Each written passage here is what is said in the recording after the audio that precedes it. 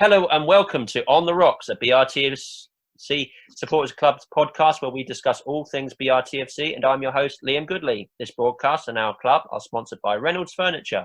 Visit their store on 27 to 31 High Street, Bognor Regis today, or log on to their website, www.reynoldsfurniture.co.uk for more details on a fantastic local service they can offer you. I'm joined today by a special guest. He has been a Rocks player for the past 3 seasons. He has been named affectionately as the Farmer by another player I have recently interviewed.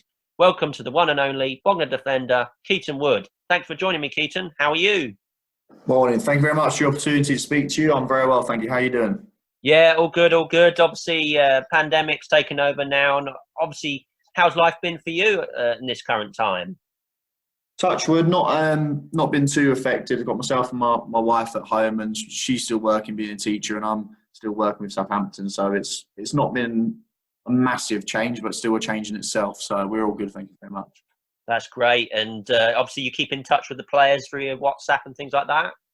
Yeah, we're still, the banner's still going around, so we're keeping in good contact with each other. So, oh, that's great. And let's talk a bit about your earlier career, Keaton. Obviously, I've done a little bit of research. I found that you played a spell at Millwall for a period in the under-18s and under-23s there. How was this? And did you start playing there as a youngster, or was it later on as you were more established? Yeah, so I grew up in Ashford, Kent. So I was actually signed Crystal Palace under-15s and under-16s for 2 years, and I didn't gain a scholarship there. And then I went across to Millwall, and after a week's trial, I played one game, and they wanted to sign me. So I completed my 2-year scholarship there, and then had my 1-year pro, and then thankfully I had a good season and gained another year's pro. And then unfortunately after that one, it didn't progress any further. But yes, spent about 5 years in total at Millwall. That's great. So would you say that time at Millwall was a real benefit to you later on in your career? Oh, definitely. They taught me probably a lot about how to even play football, develop football and professionally, and gave me the opportunity, and I guess fulfilled my dream, as it were, of being a professional footballer. Although I don't particularly like to call myself that. I think you've at least got to make some appearances and things to be at least consider yourself a professional player. But they gained my contract, and I'm very thankful for them. So. Oh, that's great. And I found that you also had a spell at Concord Rangers in 2015-16, also on loan from Millwall at the time. How was this time for you at Concord, as they were playing at a similar level to Bognor at the time? Yeah, so I had 2 loans when I was at Millwall around that time. It was first one at Billericay and also at Concord Rangers. And I think the experiences of both clubs, especially Concord, was fantastic. Didn't play particularly well probably at Concord as I would like to, probably a bit more inconsistently, if I'm being brutally honest. I'm quite an honest guy. So, but yeah, fantastic. So very different to playing development football and just learning how to win, and being around men in the change room, being with a gaffer probably tells you how it is. Essentially being with people that need to play well to afford the food on their tables, as it were. So. When you compare Millwall to Concord Rangers, was the big difference that you were playing men's football? Oh yeah, totally. I'm playing against men that are possibly probably completely different in size, as it were, to being still as a young man. Probably playing against some players that are probably overweight as well, having to deal with the crowd and having to play with a lot of late nights and travelling and things was a really good experience to have. And I suppose having that added pressure of you've got to win this game to affect where you are in the table, making sure that you progress up that table is a great experience, really. Well, that's great. And when you look at your after your spell at Concord, it would soon become apparent that Dartford wanted to have you on loan from Millwall. How did that come about? Yeah, so I basically, it was around January time, I believe, 2016. I had like a chat with Neil Harris at the time, and we spoke about how there really wasn't much of a future at me there. But just before that had happened, I was on the bench for the first team, and I joined Dartford on loan, and it was an amazing place to be. We were fortunate, I think, to win the Kent Cup in that one. I don't really put any claim to that. I only played the final, but it was such a great place to be. A very professional club, very loving club with players and fans. I felt to be a part of the family, so it was a great place. That's great. And when we went there, Bognor obviously would take on Dartford. when we both were in the National League South, I believe, and I've seen you in photos playing for the Darts on that day. How was life for you playing at Dartford in general? Yeah, it was great. The less said about maybe that game, the better. I played right back in that game after just coming off I can't remember what it was. It might have been an injury of some sort, knowing my luck. And I remember Christian Campbell chopping me, which I'm sure he would be delighted to hear over the radio. But yeah, playing at Dartford, I played a lot of different positions really at Dartford. Throughout my career, I played lots of left back, right back, centre half, centre mid. I got to play a lot there. We reached 2 first round propers of the FA Cup. One against Swindon, which we didn't progress, losing 3-0. And the other one was against Sutton United, where they went on their mad run against Arsenal and things.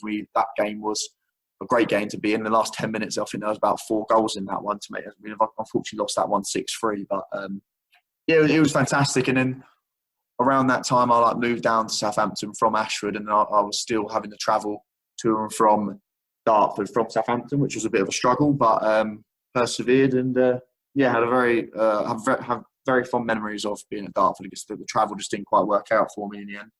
It seemed like they had a really good setup at Dartford, and the stadium and everything there seems like they were tailor made to go move up the leagues. Yeah, it's a professional club in a non-league setting, as it were. Owning their own stadium, having such a good stadium of that standard, and having fans that truly believe and invest in the club, and having a board and the management team that really care about what the club and what they want to do with it. And I hold youth football quite highly, and I'm quite passionate about, and having such a good setup in that regard as well. Everything about the club was probably shouldn't have been sat in the Conference South, as it were. And I think they should definitely be higher up, at least in National League, and maybe higher. Yeah, they seem like that sort of team that could work their way up. And would you say your interest in Bognor started from that game, or playing against us, or was it later down the line? I wouldn't say that Bognor came into my mind around now. I definitely remember the game. I remember you guys absolutely played us off the park. But I think we won 3-1 in the end. Yes, that's right. But yeah, you guys were very good. I remember that season. You guys probably been the best team that we played football-wise. And it just so happened that I couldn't commit to the travel anymore. Moving to and from Dartford with Southampton, it was just I was having to leave at 3 p.m. on a Tuesday, Monday, Thursday. That was cutting into my work a little bit, and not getting back to Southampton until 1:30 in the morning, and the next day, and having to get up was a bit of a struggle. And obviously, when football's your career path and you've got to perform, not having that sort of sleep and is a bit detrimental to that. And luckily, Tony Berman knew Jack Pearce through football, and put me in touch with him, and yeah, didn't really look back. Well, that's great. And it says on your player profile on our website, www.therocks.co.uk, that you are happy to play anywhere in defence. Would you say that the centre-back position is where you are most comfortable on the pitch? Yeah, I like to play anywhere. I've always played everywhere, being prime myself and being both-footed. I don't know if the squad would agree with that. But yeah, I would probably say that centre-half is my strongest. I like to hold my tactical understanding and knowledge of the game quite highly. But then playing at left back, right back, it brings a different side of my game out, where I can take more risks and get forward and join in play. But I certainly like the responsibility of being in the back, and I just love defending. Anything to do with defending, I'm all there for. So that's great. And when I look back on last season, Keaton, I felt your performance at Lewis in our 1-0 victory there, along with goalkeeper Amadou Tangara, really stood out. What would you say your best performances in a Rock shirt have been since you arrived with the club? I would probably agree with that one, to be honest. I think I had a really good game. As to why that was, I have no idea. I just remember blocking shots left, right and centre and just really enjoying it. I guess when you're in that flow, things sort of seem to fall perfectly at your feet. I would probably I think around this season, I think towards the back end, I had like a really strong end to the season, playing at Haringey and Enfield, probably stick out in my mind as well. I don't suppose I'll probably pick up too much on pinning down performances. I like to sort of go a bit nerdy and analyse rather than say, well, I've got the best one. But definitely Lewis and Haringey and Enfield probably stick out in my mind, yeah. No, they particularly stick out when, we won the game 1-0, but it was one of those games that Lewis could have really got back into it. Yeah, I don't know why that was. We played really well. We kept loads of the ball. But I remember the gaffer speaking to us and just saying, right, as he always sort of says, the next 5 to 10 minutes when you come back out the gates for the second half is really important. I remember us just being absolutely peppered and just holding on for our dear lives, as it were. I guess I like that when I feel my back's against the ropes and you've got to dig in for your teammates and they're calling on you to perform. I sort of thrive under that pressure, I guess. Well, that's great. And when not at the football, Keaton, and putting your all in the defence for the Green Army, what do you like to do in your spare time? I suppose I like to spend time with the family. I'm quite family orientated, so I like to spend a lot of time at home. I like to watch anything football, do anything football. Like to go back home to Kent as and when I can, when my schedule permits. We've got a German Shepherd puppy at home, so she takes up a lot of our time. And I guess, yeah, just like to spend time with family, friends. Nothing like out of the ordinary, really. Like to play a bit of golf as and when I can. Currently at the moment doing a lot of stuff in the around the house, DIY, and I'm not a DIY man, so. No, I can understand that. I'm not a DIY person at all. So, but it's good that obviously I've just seen that you, obviously it was last season, I think you got married. Is that right? I did, yeah. So we're coming up to our 1-year anniversary on May 25th. And it's been a hell of a year since then, getting married, going on honeymoon to South Africa for a safari, and then also buying our first house around October last year. It's been quite a mad year, really. Wow. So that's just great. It's been a great year for you then. It has. I think moving to Southampton has been fantastic for me.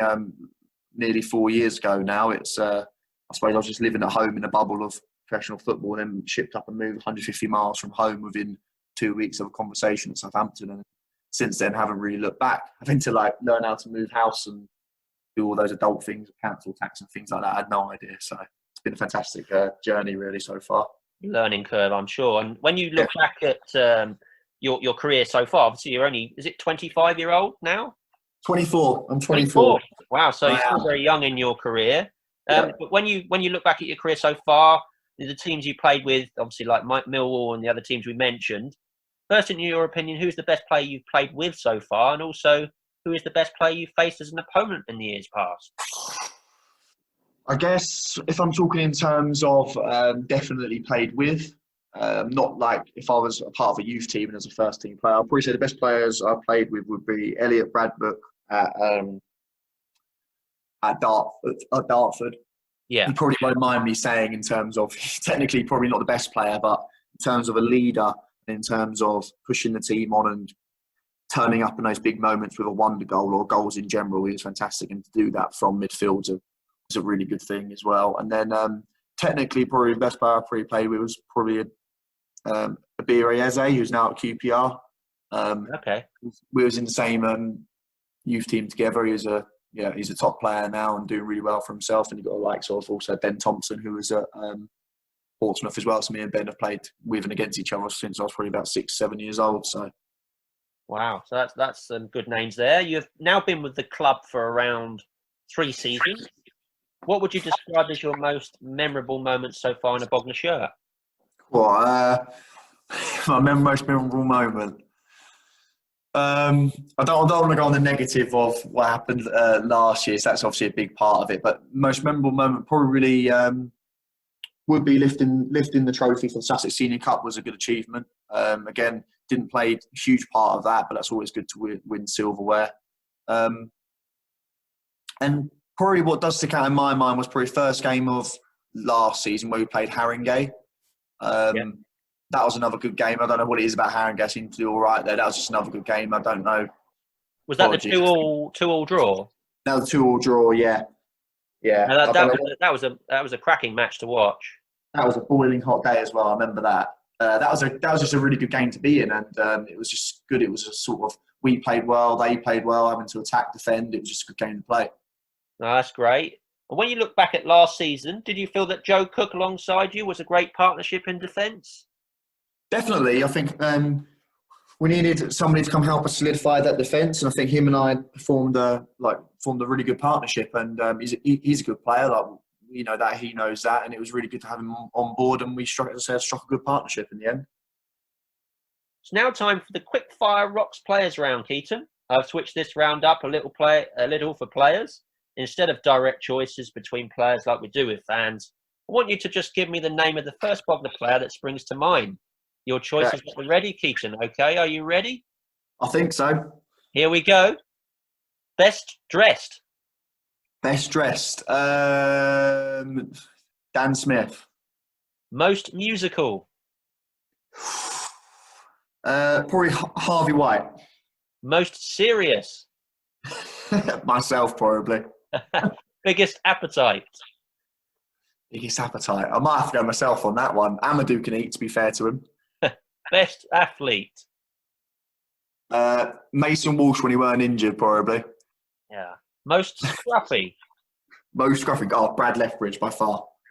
Best friend in the dressing room. Probably Smudger. Most reliable. I think I'm going to have to go big and call on myself there. Most skillful. Most skillful. Or probably Dan Smith again, probably. Best crosser. Brad Lethbridge when he's on his day, yeah, Brad Lethbridge. Got a good curling cross. Yeah. Best passer. Oh, Doug Tuck. Best hairdo. Best hairdo. I don't think anyone in the dressing room's got a good one. I know Tommy Lee likes to take pride in his hair, so probably Tommy Lee. Tommy Lee's been the answer before. Yeah. Best attitude.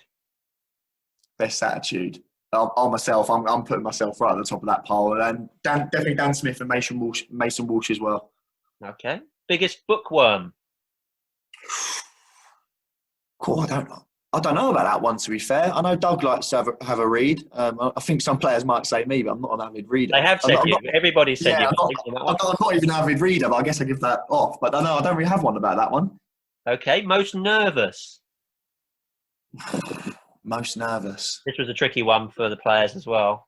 It is a tricky one. I know who I'd say, but he's now not at the club. I'm not sure about most nervous, to be honest. All poker faced. Oh, no, I can't. I haven't got an answer for the most nervous, to be fair. No problem. I don't know. I like to think we're all all confident. Yeah, I like to think so. Yeah. Best striker. So these are quite generic ones, these next ones. Best striker. Is this in terms of for the Rocks? Yeah, for the Rocks or any... ideally with the Rocks, but if you can't pick a Rocks player... No. It's definitely Dan Smith, Smudger. Definitely. Okay. He's had a good season. Best midfielder. Best is a harsh... I don't know that word best, but Doug Tuck. Best defender, other than yourself. That's right. Best defender. It's got to be Harvey White if he's playing at right back. Okay. Best goalkeeper. I think there's only one. I think Amadou's got to be the one for that one, isn't he? Surely. And he even him. Lime last year, wasn't he? Yeah, and even him, I call on him sometimes. A bit questionable. Best coach. Best coach. It's got to be Robbie in terms of the word coach, but yeah. Yeah. Best football mind is the last one. James Crane. Oh, that's great, and I think a lot of players think the same about James Crane. He seems to know what he's talking about when it comes to football. Yeah, very knowledgeable with his work and things, and he just just knows a lot about football in general, really. And obviously, he's in a similar background to you, obviously, with the teaching and in the sporting world. Obviously, we'll go into that. But as a general question, would you consider yourself as a joker in the dressing room or more of a serious type in the dressing room?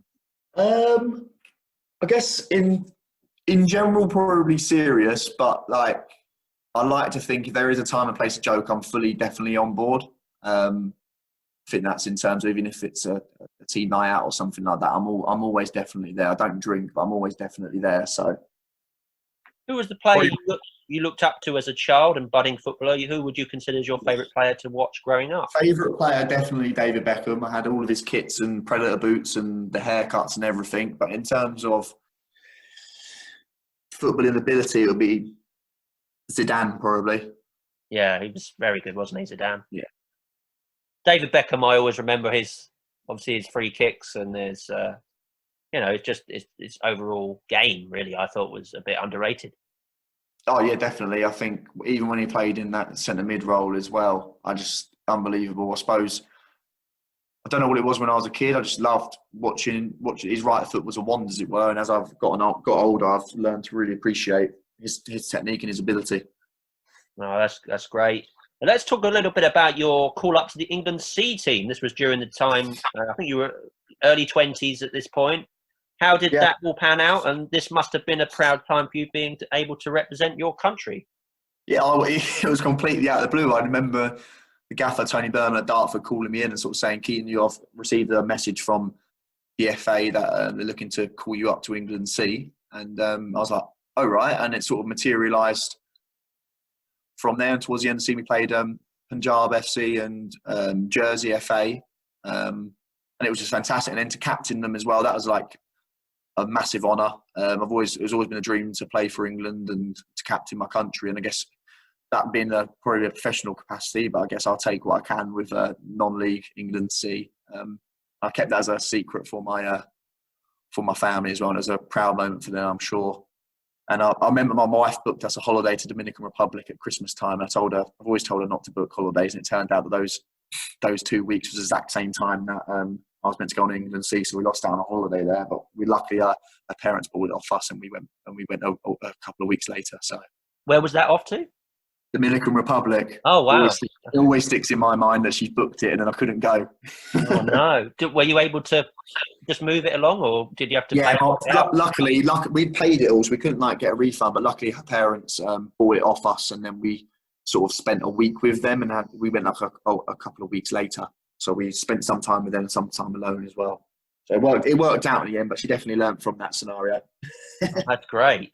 When you look back at your England C time, you you said you'd be made captain. How was that experience for you at such a young age, being a captain like that? Oh, it's amazing. I've always tended to be a captain throughout my development and playing men's football.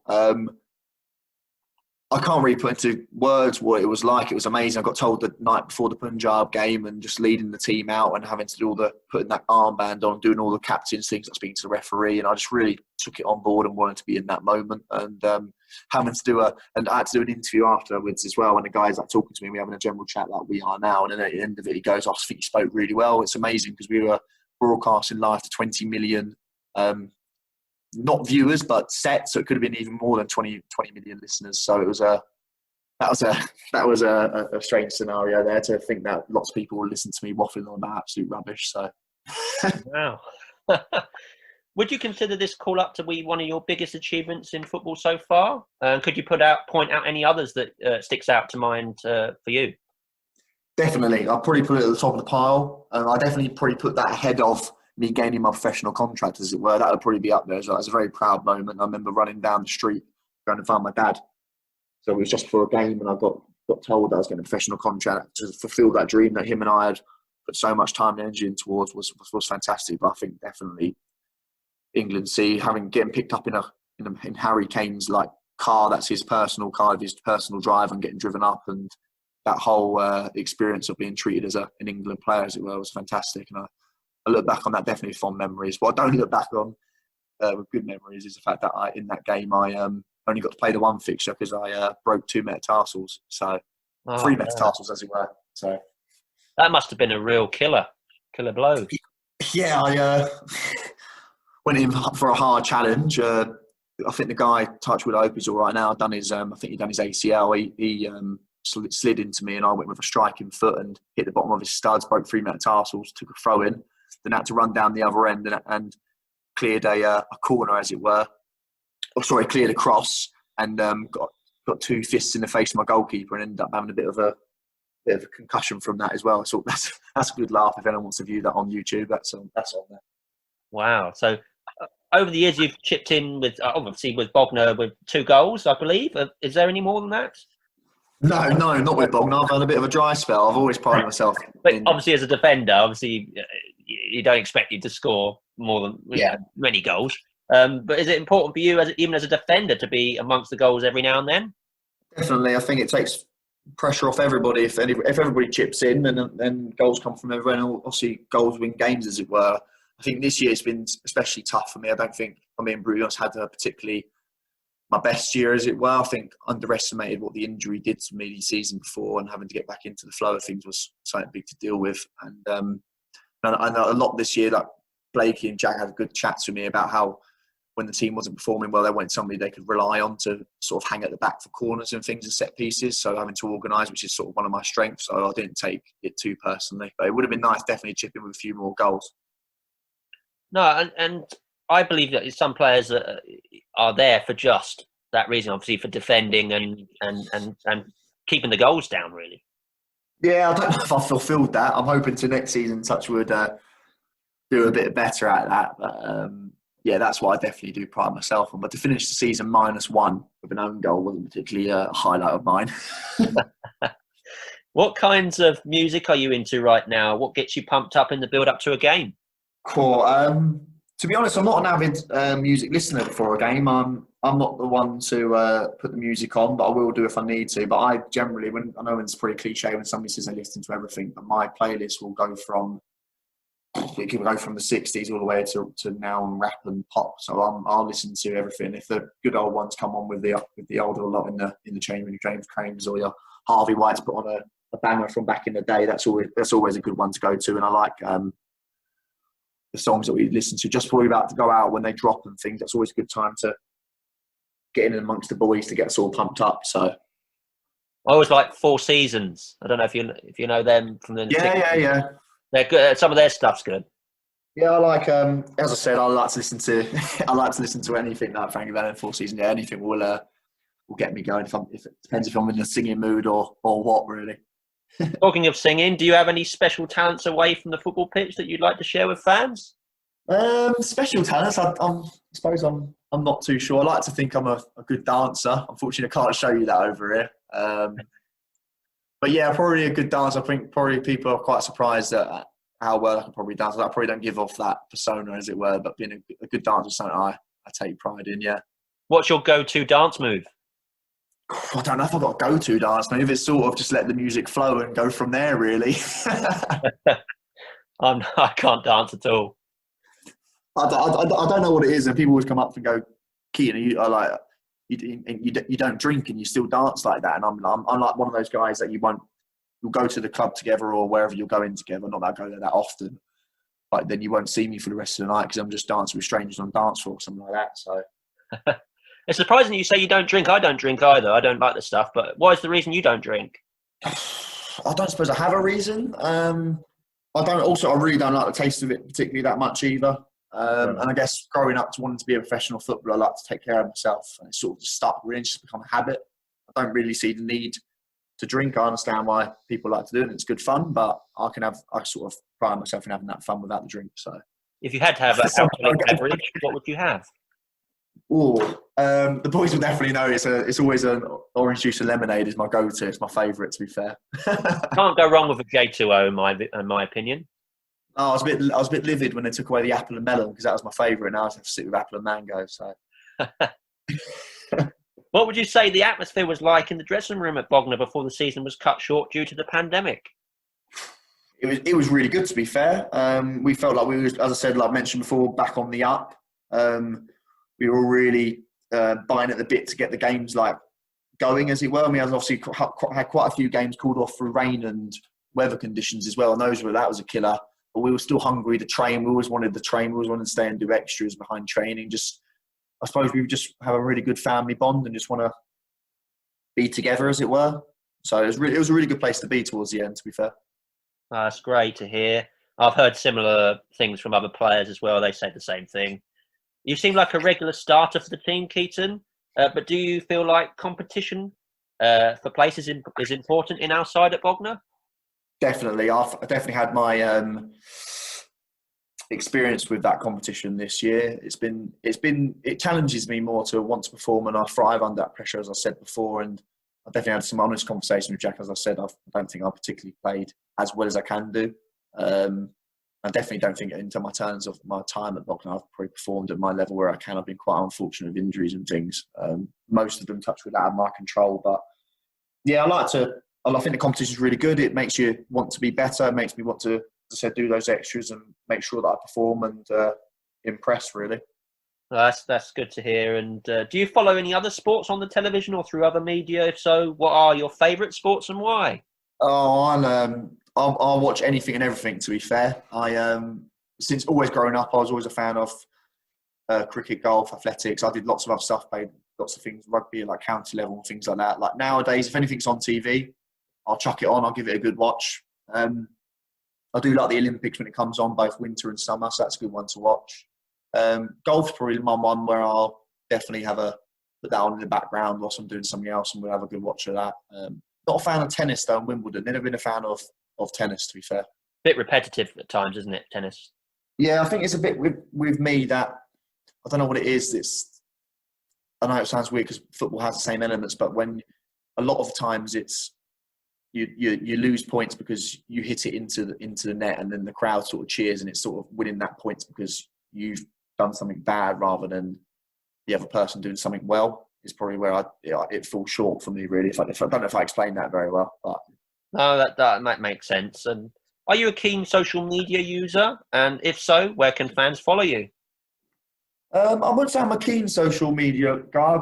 I do have a Twitter handle, Keenwood95. I like to post on there every now and then. It's more of a following type thing. Lots of stuff with my Southampton and coaching I like to put on there. I do like to interact with fans every now and then. I would say I probably like to stay away from it. I'm not a fan of the Instagrams and things like that. I don't think that's particularly very healthy if I'm finding a lot of my time being spent behind that screen. But yeah, I do dabble on the old Twitter every now and then. Yeah, I'm on all the platforms, Keaton, but I'm the opposite. I mainly use Facebook. That's my main one. But I couldn't put up with the videos no more. All the funny videos that just keep cropping up on there. I couldn't handle it no more. I haven't been on there in a good few years. Must be 5-6 years. Long time. Wow. Okay, because I couldn't find you on Facebook actually. I don't know whether. No, as I said, I've just never been a fan of it. And then from your school days, you've added all the friends that you have, and then you don't really talk to those people no more. And you've got random people on there. I thought it's not really my cup of tea, really. Yeah, and everybody gets a bit tetchy if you unfriend them on there.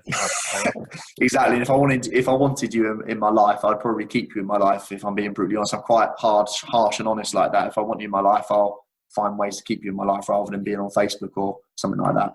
Exactly.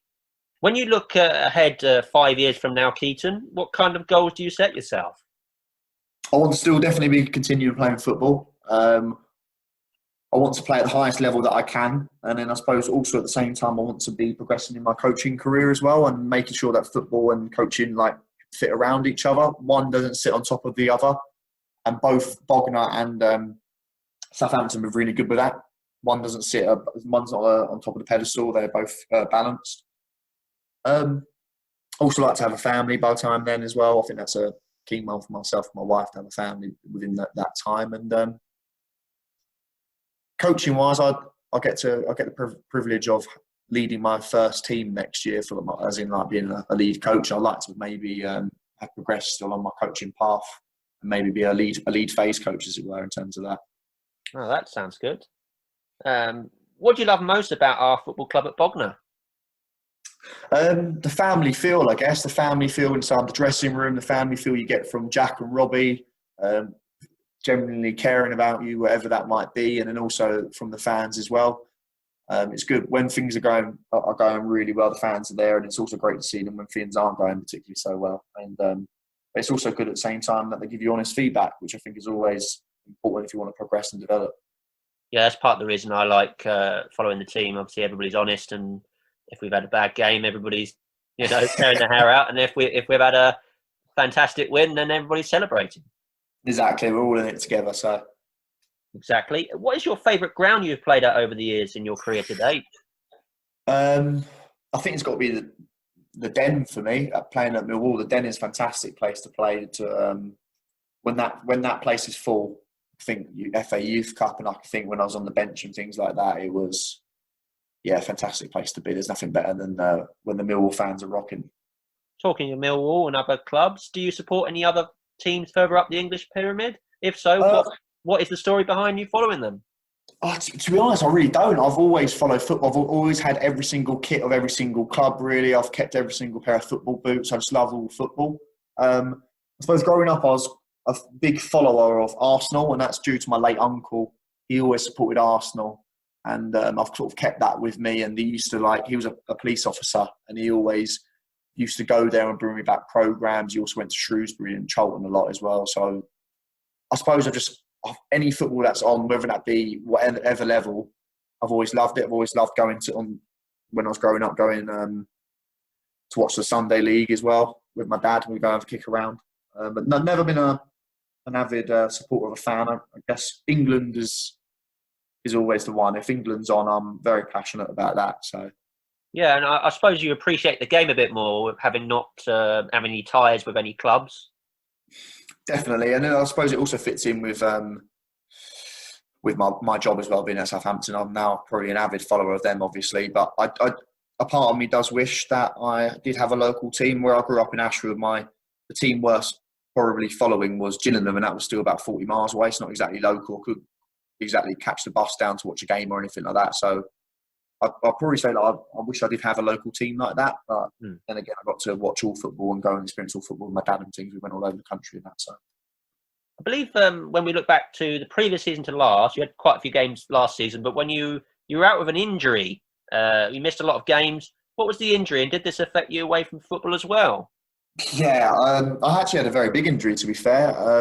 Potter's Bar, pitch wasn't great. I've said it many a times. That played a huge part in it, and it turned out that foot went in the rut in the ground. Player fell on top of me, and I actually ruptured two of my ligaments in my ankle, my left-hand side, so completely gone. And then when I found out that news, it was strange to hear. I couldn't quite contemplate it and fathom what had happened, because he showed me the MRI scan, and he goes, "This is where your ligaments meant to be." And I went, "Oh, okay, so that's all good then, right?" He goes, "No, they're not there. They're just gone."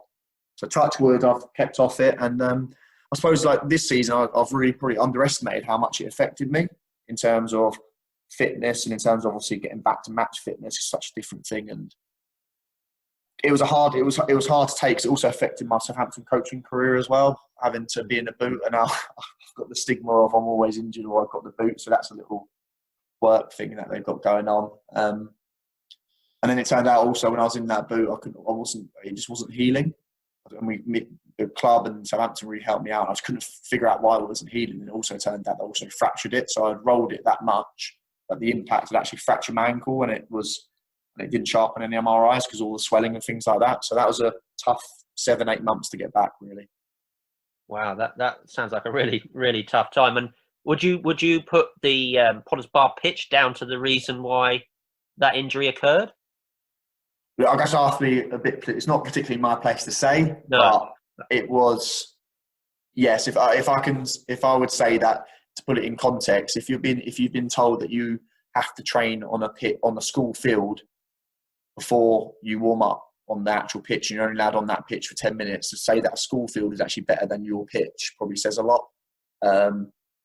Nothing against obviously the club and things, but I think pitch has got to come first and foremost, and it definitely weren't up to standards, and even the referee said so. So I remember Robbie and Len particularly slating it before kickoff. Yeah, it wasn't great. It was just I don't know what had happened. It had been watered or rained beforehand, and then it obviously had all churned up, and then it was a very hot day, and it just went all rock solid, and it was mounds, and it wasn't great, but it definitely played a factor in it, yeah. And having a bloke fall on top of me and just me collapsing under myself probably didn't help either. Yeah, I remember we were wondering. I think fans were wondering why the pitch, how they've managed to be where they are with that pitch. But I think they've since made some improvements to the outside of the pitch, which I think they needed to do in order to stay in the league. So good, good for them, really. It's clubs all have their priorities and things, and I don't hold anything particularly against them. I just think, it's probably I'd say it probably did play a factor. Yeah. Your last-ditch tackling, aerial ability, and leadership helps push the side through difficult times, like the game away to Lewis that we mentioned. But what would you consider as your best abilities on the pitch to help the team?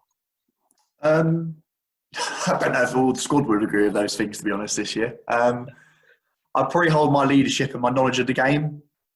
Probably like my strongest strengths, and then the fact that I'm like also pride myself in being both footed as well, get me out of a few situations. But just understanding where to be and what to do in certain situations, I guess I take good pride in that. Yeah, and always being of a small size for a centre half, as it were. I've always had to take pride in my heading ability. Very rarely do I like lose in the air because I've always had to out jump everybody. So I've prided myself in that. And then also not being the biggest in size, I've also had to think ahead of my opponents and think of ways to I guess exploit their weaknesses and use my strengths. So whether that be trying to step in front of them or making sure I read the long ball over the top quicker than them, it's something I pride in myself also.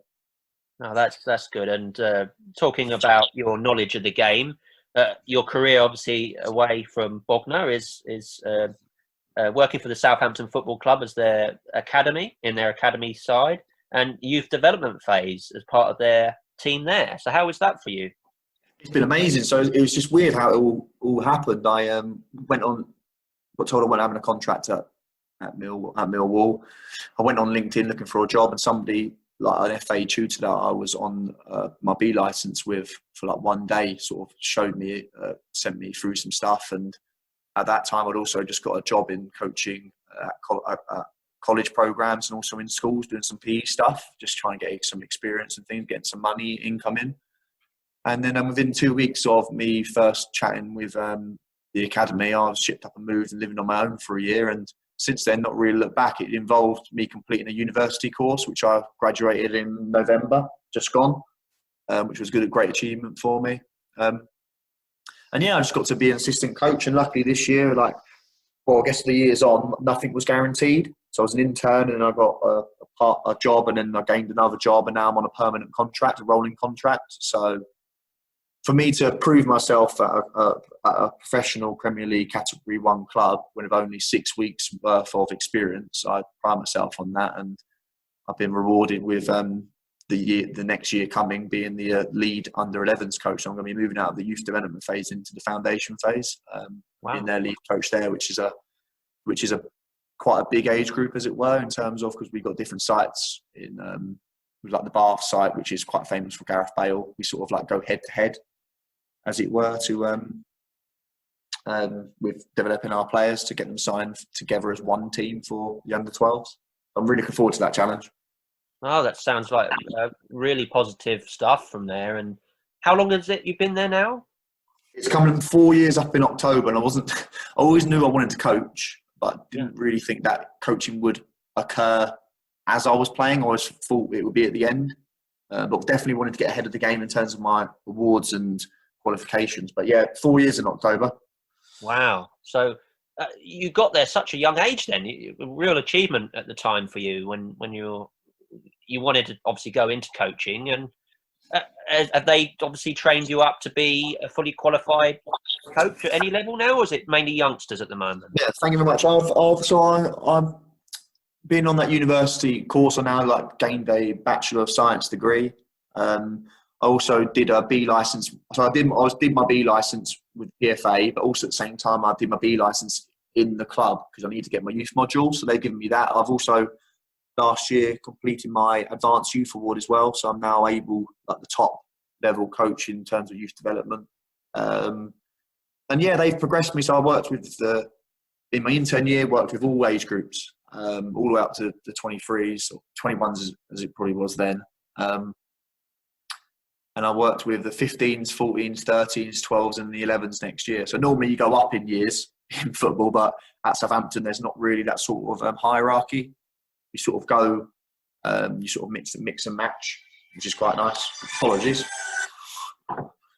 That sounds brilliant. And looking back at last season, the season before last, the County Cup final win against Burgess Hill Town, which you were part of and played alongside Chadfield, who also got a bad injury that day. What were your overall feelings after the club reclaimed the Sussex Cup for the first time in 32 years?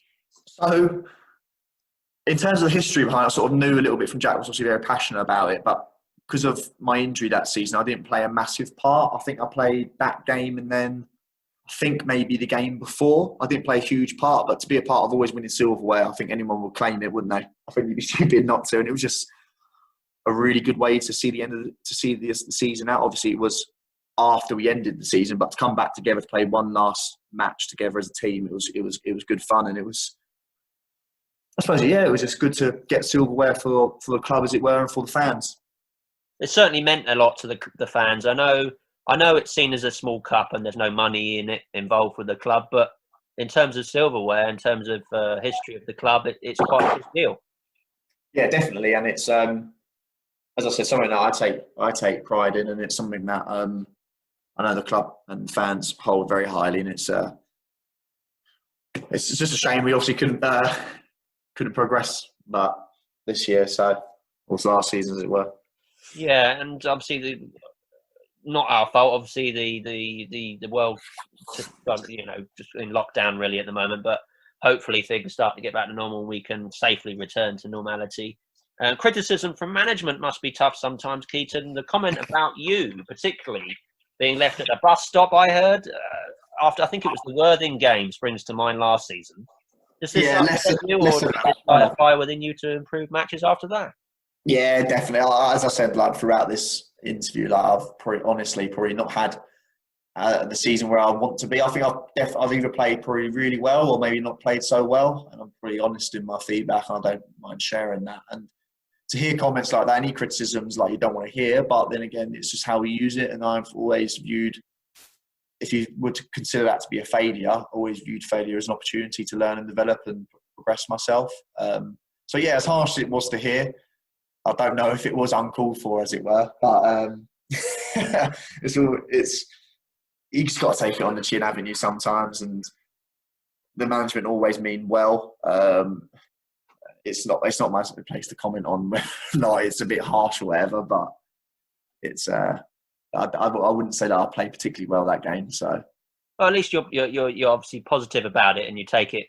Just take it. But I always wondered if those sort of comments, affect the players. But obviously, it looks like players just take it, and then they realise they might not have had a great match. But yeah, I think in terms of football, it can be the whole team. It can't just be one person all the time.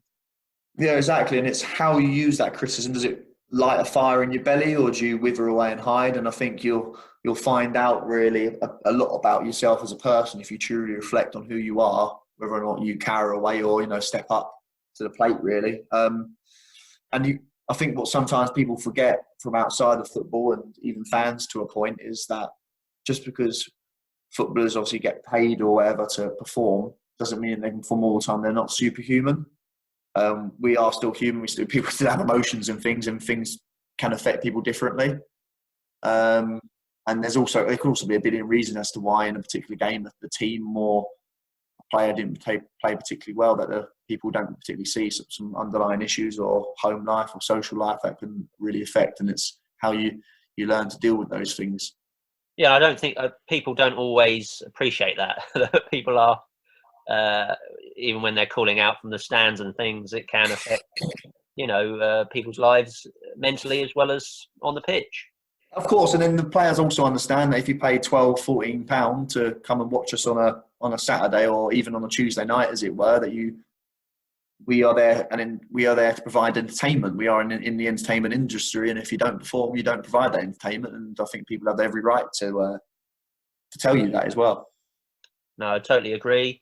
Since Robbie Blake came in as coach, how has things changed in training and being on the team in general?